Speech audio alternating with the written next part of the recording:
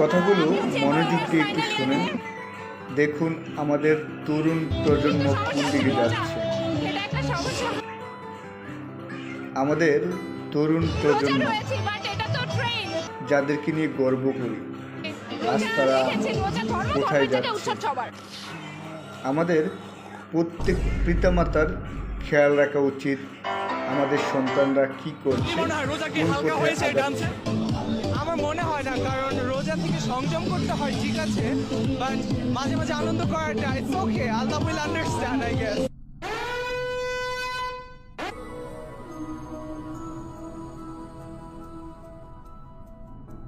देखो इन्हें ये है ओस की बूंदे, पत्तों की गोद में आसमां से कूदे, अंगड़ाई ले